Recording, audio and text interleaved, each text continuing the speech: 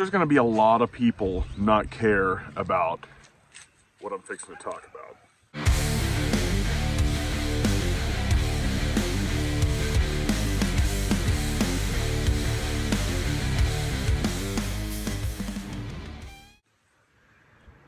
A lot of conservatives kind of shy away from organizations like INFOWARS and things like that, you know, saying, oh, he's a conspiracy theorist and he says all this crazy stuff. But if you really pay attention, a lot of that has come full circle into a place of, oh, well, that actually happened. He's been wrong about some things, and this isn't about justifying Alex Jones here. He's made his mistakes of things he said in public too, but a lot of conservatives want to ride the fence, and they would rather back some bullshit corporate news that's controlled opposition like Fox News than to take a few hits on the chin and back somebody who's genuinely trying to bring truth rather than just messaging for the public to consume and be corralled. That's what any mainstream news is for. It's marketing an idea from basically what we're watching is WWF wrestling up there at the the seat of power in DC. And these news organizations, at the behest of those people and corporations who fund all of this, are the ones that are really running the show. And a lot of you know that. Some of this is definitely preaching to the choir, but like, we had a reporter from INFOWARS murdered the other day in front of his house. And, you know, this is more of that Summer of Love 2.0 thing I was just talking about, and I just put a video out a couple of days ago on.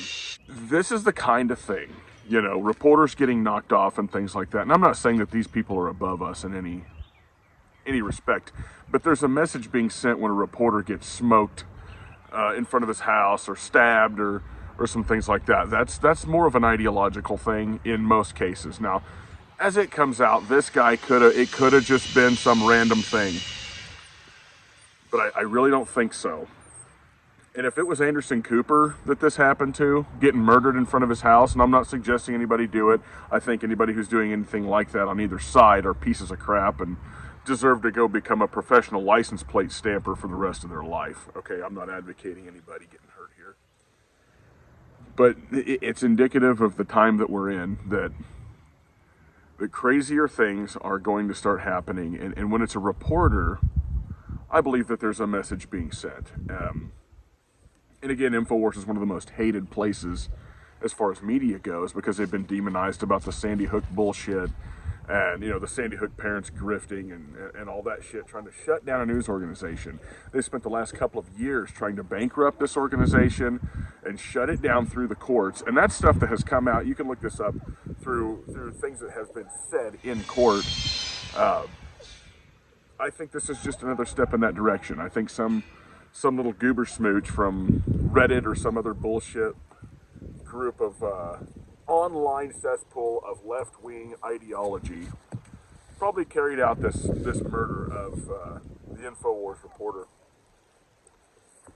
Turnabout, I don't want to say turnabout's fair play, but turnabout could happen, you know, if this escalates. And nobody wants what would happen if that goes down the road. I know a lot of people on both sides. I was watching, you know, the comment section of a CNN report yesterday, you know, about Elon Musk and all this stuff. And people were talking about, you know, how great it is that his Tesla dealerships are getting attacked and all this stuff. And it seems like the left are willing to go further faster than the right is. And I think that that's due to moral grounds. The right is, in most cases, a moral and religious people. Some on the right aren't faith-based at all, but they still have a morality that came from those faith systems, whether they want to believe that or not. But as things escalate and the left do this type of thing more often, you're going to have to be ready to defend yourself. You're going to have to understand, like, you're going to have to watch these people. You know, you can see who's a leftist in public and who isn't in most cases. You really need to start, I hate to say it, but political profiling. You need to look at these people and understand that this person could be a security risk if they understand that you think a certain way. Because it's clear that they're willing to do violence to people out in front of their houses. They're willing to burn their own neighborhoods down. They're willing to go set dealerships on fire and stop interstates and all this shit in the name of whatever kind of communist cause, and obviously funded by corporations. That's the thing. If your revolution is sponsored by some bullshit billionaire benefactor of some kind, you're not the revolution. You're the useless idiot that's going to get handed a pickaxe when the revolution finally gets finished. Or you're going to be liquidated, because if the people who run this and put these people up to this also know that the people they use have to be liquidated, okay? Because those people are willing to get violent. So they're going to use you, and then they're going to liquidate you.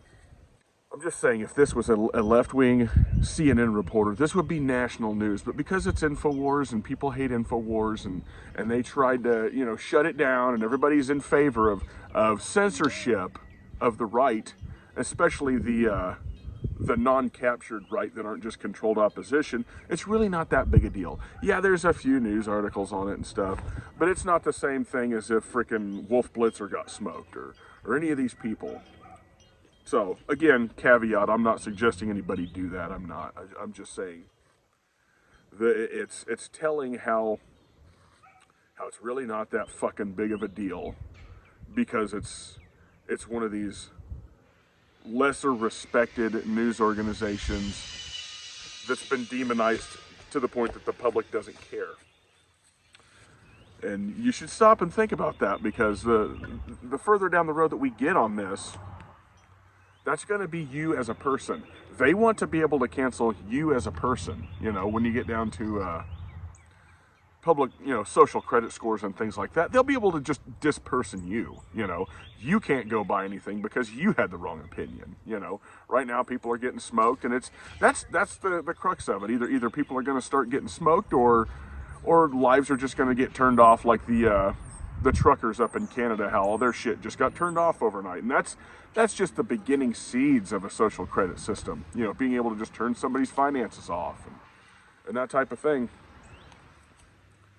Beware just not paying attention to this kind of stuff and shrugging it off because, well, he's a conspiracy theorist organization, and we have a bad public view of this guy, so I can't be seen defending him. It'll get around to you, So if you're not willing to say things about the people that maybe you don't like, in terms of, like, yeah, he has a right to say it, this organization has a right to speak what they want to speak, because adults in America should have enough discernment to know what's true and what's not. And if you can't figure that out, you probably shouldn't be voting. You should be standing on principles of free speech, not on court of public opinion. So as always, stay strapped or get clapped. Stand on principles. And realize that we're probably way further down the road than any of us want to admit. And the idea that let's just kick it off and get it over with. Everybody says that until it's some of their neighbors rotting in the street out in front of their house, and they've been there for 6 days in the middle of July after rifle rounds started cracking down the street.